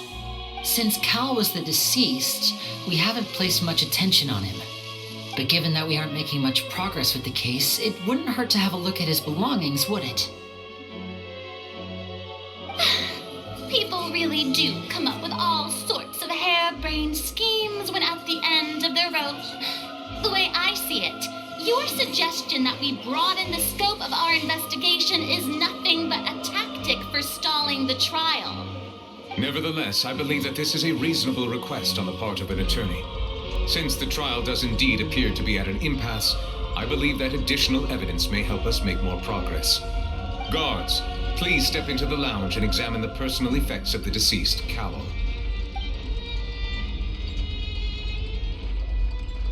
We are still examining the items, but we have already made critical progress that we feel must be shared with everyone post-haste. We discovered several test tubes of fluid within Cowell's baggage, each labeled separately. The notebook in his backpack claims that these fluids are water from the primordial sea. The primordial sea? The note's contents also indicate that Cowell belonged to an organization that sells illegal drugs and that he had an accomplice. The notebook has many entries concerning safe usage of these fluids, in which the keyword dissolve appears many times. One of these tubes was labeled Opera Epiclese, along with yesterday's date. It is empty. The notes also state that these dissolution properties work exclusively on people from Fontaine. It's likely that Halsey was chosen as some sort of test subject. As such, we believe that the defense's hypothesis is, in fact, supported by sufficient evidence. You've got to be kidding! People dissolving into water? Could something so ridiculous actually be true? Wait a moment. This reminds me of a certain prophecy, but it's just a coincidence, isn't it? Huh. If people can become water, does that mean that the water tank's real use was as a means to hide water stains? And if Cowell was targeting that girl... Wait just a minute. Could that mean... You two, with me, quick! Demoiselle, wait! What about your partners? Let's go. Just trust me. Order! Order! It is undeniable that further examination of the deceased's personal effects has yielded some surprising results, but we cannot yet verify the veracity of these clues. Still, let us assume that these clues are indeed authentic, albeit with the understanding that Ms. Halsey has yet to be found. Guards, please continue examining the items along these lines. Mr. Linney, it appears your hypothesis is supported by the evidence, so please continue speaking. Of course. Thank you, Your Honor. If we uphold this hypothesis, I believe that many of this case's seemingly unrelated clues can be connected together. Right! Like the metal hook! That one didn't make sense at all. Let's think about this. Cowell's methods must have something to do with that water from the primordial sea.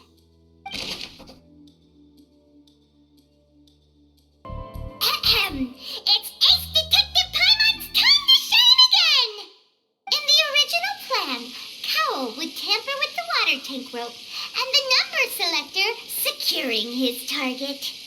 When the magic box containing Halsey was lowered, the metal hook would retract gradually and pierce the balloon at the top of the box. When the balloon attached to the box popped, the water from the primordial seed inside it would pour down and dissolve Halsey.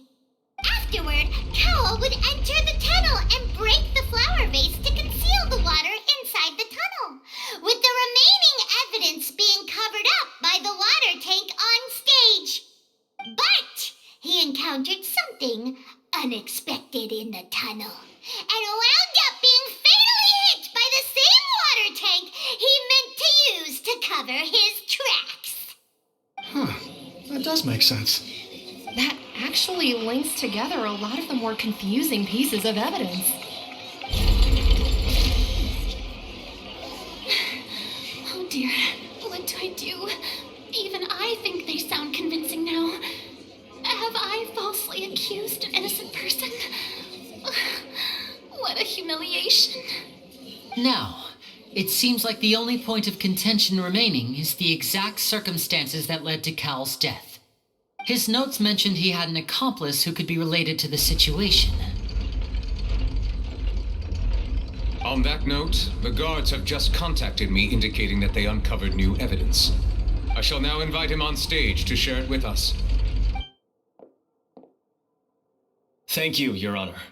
We were just inspecting the luggage of the other people involved in this case. And we found an identical sample of the water from the primordial sea among Linny's personal effects. What? That can't be. Oh, I see. Well, how wonderfully comedic to have your own counterattack only to come back and wound you. Does this not clear all doubt?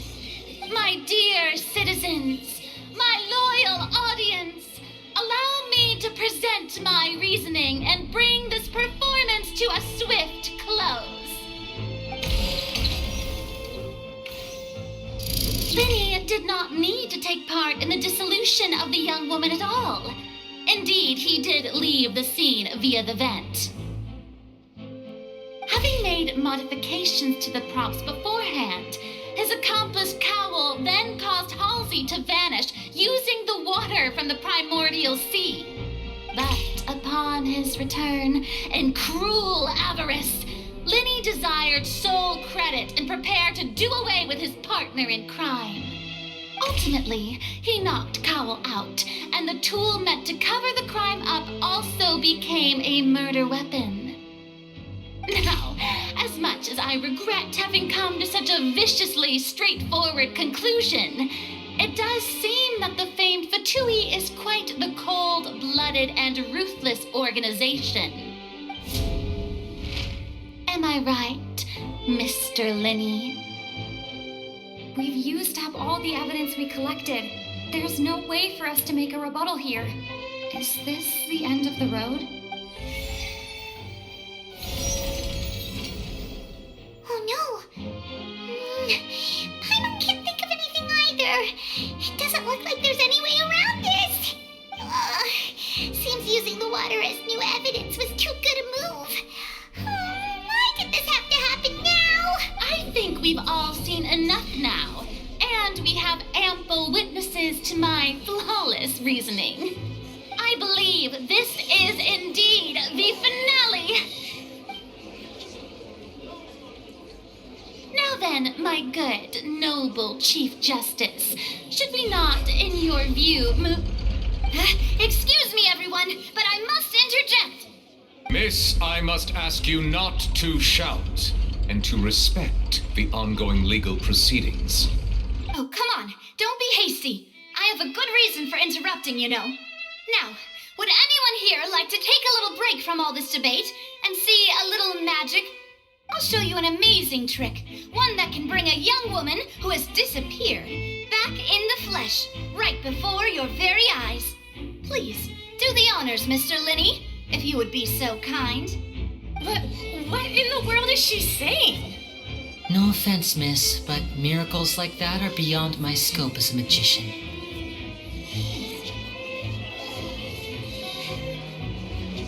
Come on now, don't be silly. Magic is all about misdirection, isn't it? It often conceals the truth while presenting a fascinating illusion. But once everyone believes the illusion, can't magic reveal the truth to them once again?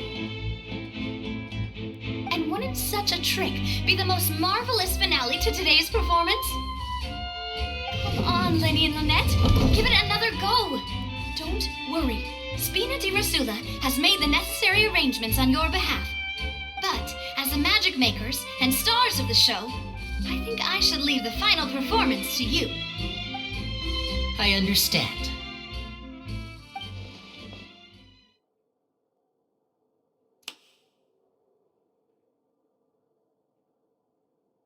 And voila!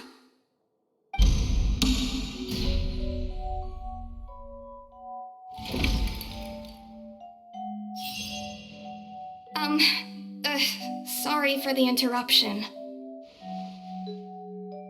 Wait, isn't that Halsey? So the whole thing about people dissolving wasn't true after all?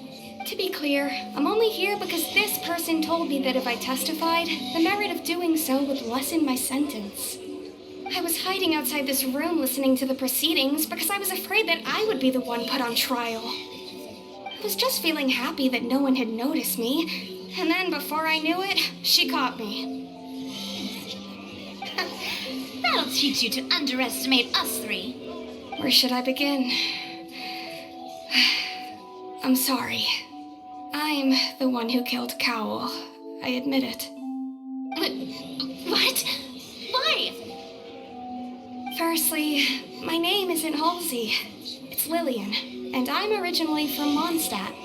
I heard that Linny's show was going to be a real thriller, but I missed the chance to buy a ticket, so I stole one. That's how I make a living.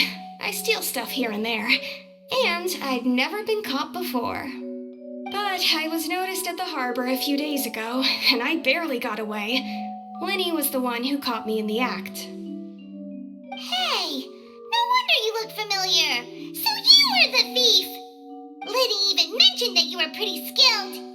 Well, and I thought that would have been the end of it, but then the number selector chose me. He even mentioned the Fortress of Meripede. That's a prison, isn't it? So you can imagine how shocked I was. I thought he was on to me for sure. So I played along with the show while looking for an opening to flee, but then I got water poured on me for no reason, and then someone jumped into the tunnel to nab me. I wasn't going to take that lying down, so I knocked him out and stuffed him into the box. There was nowhere to run from there, though, so I had to change my clothes and hide in a box containing performance costumes. I slipped out after the first guard arrived at the scene and continued hiding inside the opera house. Can a person even hide in there? But I swear I didn't know that the water tank would fall down. Really, I swear it. Had I known that, I wouldn't have put him in the magic box. I may be a thief, but I'm no killer. Well, that makes everything pretty clear now, doesn't it? This time, we need to tell the entire story from Lillian's perspective.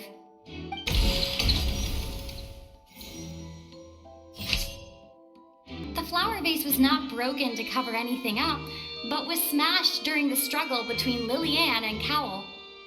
Lillian was afraid that she would be recognized if she left, so she changed clothes and hid, biding her time. Just what one might expect of an experienced thief. And it's Ace Detective Paimon time! Having been selected out of the blue, Lillian panicked. Her panic only intensified after she entered the tunnel and had water poured on her head. So she kicked the door open, producing the thud we all heard. Hearing the commotion, Cowell leapt into the tunnel, only to discover that Lillian had not dissolved. He did not know that Lillian was not from Fontaine, but was a thief who made her way in by stealing a ticket. Mistakenly believing that the water from the primordial sea needed time to take effect, he tried to force Lillian back into the box. The two broke the flower vase during the struggle, but Lillian came out on top, knocking Cowell out and putting him in the box. With no way of escaping, she changed her clothes and hid in the costume trunk until the performance ended.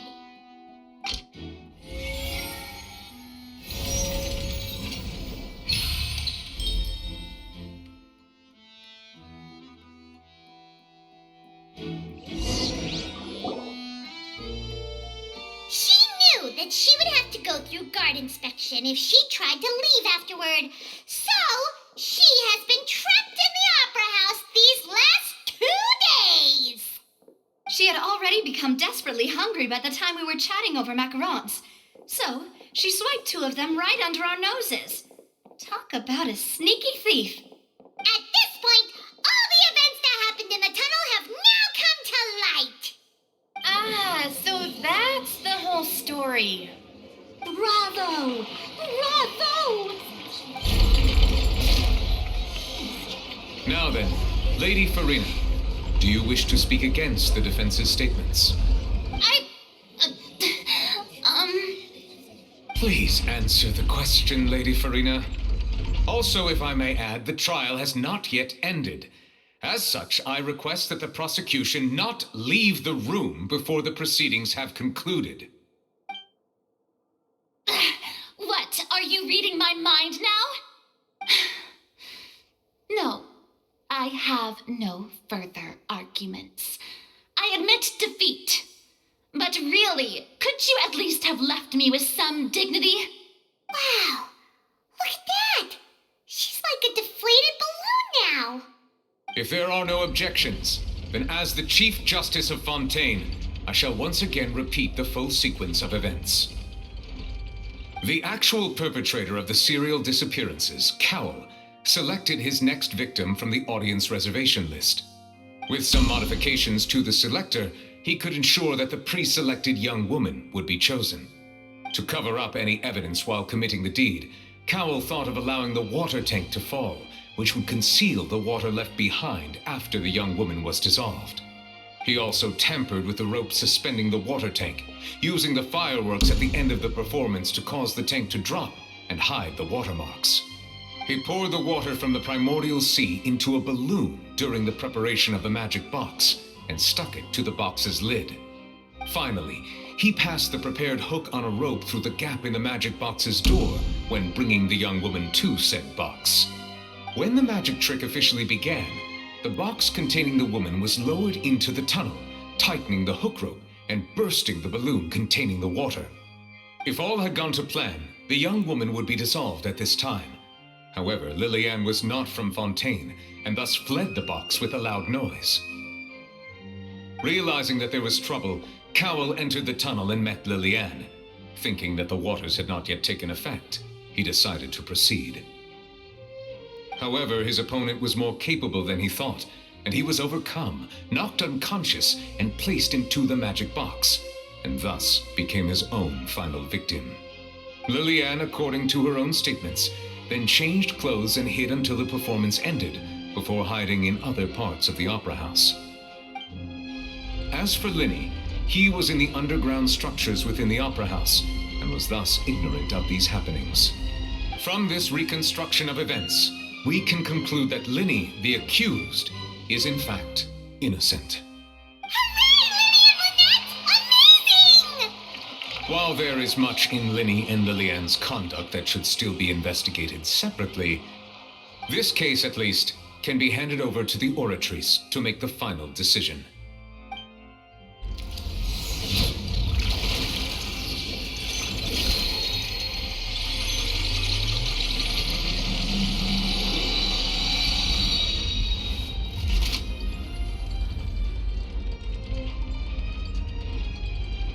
As such, Linny and Lynette are officially declared not guilty.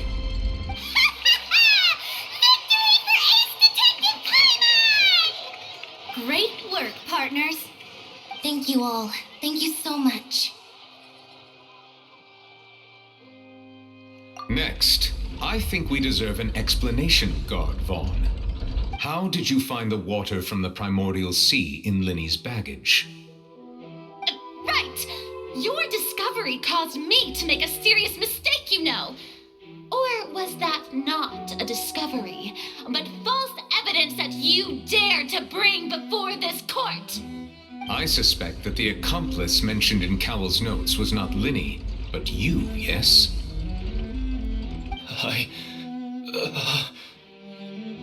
I'm sure you know what you must do to lessen your sentence. Speak quickly! Unless you want to earn yourself a one-way ticket to Coupon Town. I was just following orders. We were supposed to place blame for the serial disappearances onto Linny, and thus cause suspicion to fall on the Fatui. The higher-ups said this was the best opportunity to do so. And now that your plan has fallen through, and the secrets of the water have been revealed, you have become a liability to said higher-ups, yes? Therefore, you would be wise to tell everything you know and seek the protection of the guards. Yes, I'll tell you everything I know. Our boss discovered that the water can cause people to dissolve. It can also be made into a potion, which when extremely diluted, can cause people to experience unforgettable exhilaration. We've been in this business for a while now, and have made decent more off it. The disappearances were also the boss's idea. I mean, this is the boss we're talking about.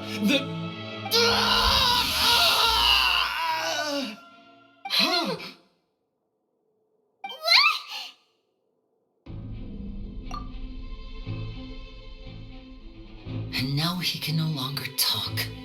Such ruthlessness. I shouldn't have expected any less of them. An outrageous act. All present, please submit to inspection immediately.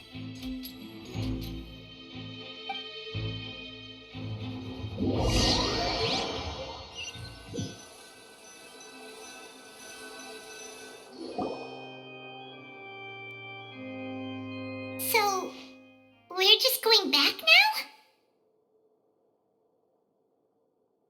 That's true, but... Traveler, Paimon, please wait. Linny... I know you may not want to speak to me right now. Maybe you don't even want to look at me. But still, let me thank you again for defending me to the end, even after you learned that I'm a member of the Fatui. I guess. But regardless, I'd like the opportunity to set things straight.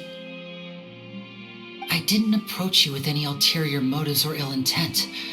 I've spoken to you as myself, just plain Linny this entire time. As for why I'm a Fatus, it's because the goals of the House of the Hearth align with those of an orphan like me. That's all. That was how Father, who you might know as the Knave, approached recruiting us back then too. The Knave? The one who controls the House of the Hearth? She's your father? That's right. And since we're here, I was wondering, would you mind hearing a story? It's about my past. Back when our parents first died, Lynette and I were left wandering the streets. To survive, I took to surreptitiously observing an older street performer who did magic. It took me several days to figure out how he pulled off his amazing tricks. I took my sister through several streets until we found a crowded corner, and we began to perform magic tricks there. To my surprise, we proved to be pretty popular, and we could at least stop worrying about where our next meal would come from for a time. But I didn't want my sister to remain a street rat together with me forever. Before long, an aristocrat came to me and claimed that he wished to take us in after watching my performances. So you went from orphans to nobility just like that? That was how we felt at first too. As if fate was on our side and we could say goodbye to those painful days. But I gradually discovered that while we were called foster children, he was really after my talent for magic tricks. He would constantly take me to all sorts of banquets to garner attention, which he would then use to expand his social circles. That doesn't seem too bad either. Better than roaming the streets at any rate. It took a while for me to realize just how dark his heart really was. After one particular performance at a banquet, I discovered that Lynette was not on the same return vehicle as me. I waited a long time after we returned home, but she did not come back. I went to that noble's bedroom and asked him about her whereabouts.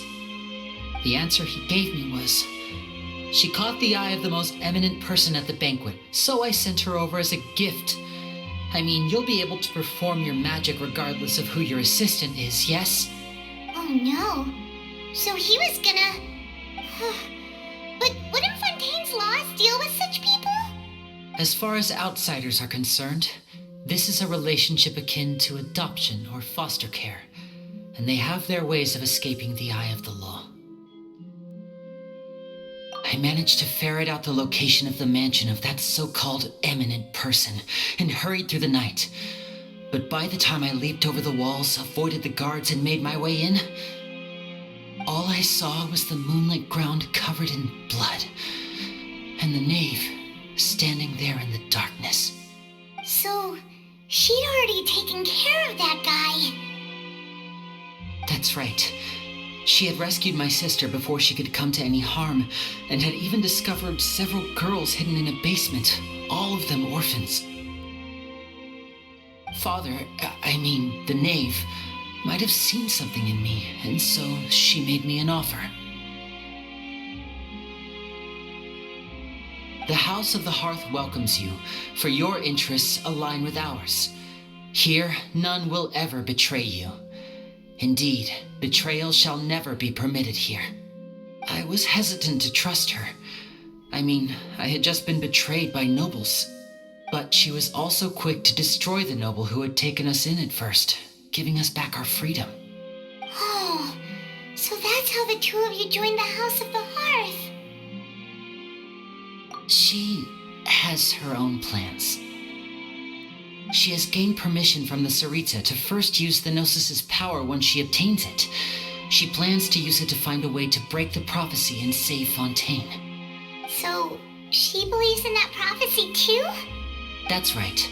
The whole House of the Hearth is currently working to combat that crisis. Today's case has also proven that people from Fontaine can indeed dissolve into some sort of water, thus further supporting the prophecy. All of us house members here, Lady Arlecchino herself included, are from Fontaine. We won't give up on defending our homeland. To us orphans, the only connection we have left to this world, apart from our family, is our homeland. So, from small deeds like distributing magic pockets to huge schemes like stealing a gnosis, everything is aimed at dealing with that prophecy. It's all right. I understand. The only thing I can do is relate all this to you. I just hope you can understand that even as a member of the house, I have never stopped making my own decisions, and that I believe what I'm doing is right. If you should need anything at all in the future, feel free to find me. I will do my best to help you, as plain Linny.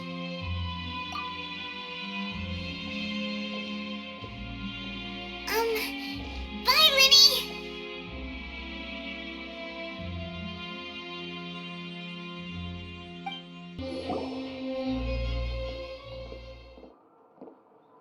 Hey there!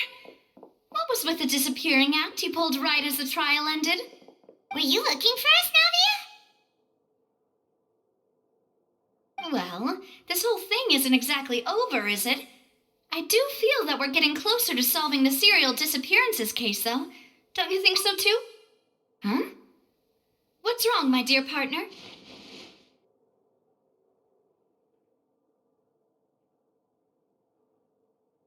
Besides, are you sure we're the ones who can crack a case that's been cold for decades now? And given that there's new evidence from the trial, there should be a trail of breadcrumbs for the Hydro Archon's people to follow now, right? Ah. I see. Well, I won't lie. I'm a little shocked to hear that from you. But I suppose you are just travelers who have only arrived in Fontaine after all. Sorry. I might have been too presumptuous. Don't say that, Navia. Ah, and we were having so much fun investigating with you, too. It was like having new waters flowing into a stagnant mire, causing new hope to spring forth, and the reflection in the murk to become clearer. Sorry about that. I'm a bit prone to nostalgia. Don't mind me. Wait, shall we have a farewell meal? You know, to commemorate our time as partners? Huh? Do we really need to get that formal? Well, guess you really did treat us as partners, huh? Well, I'd just like to have a proper ending to every important memory. That way there are no regrets later. Anyway, it would just be a meal, so it shouldn't take up too much of your time. You don't have to twist Paimon's arm. If Boss Navi is treating, count Paimon in! Oh, wonderful. In that case, why don't we return to the Court of Fontaine and head to the Hotel de Boer? I believe we'll make it just in time for dinner. All right, then.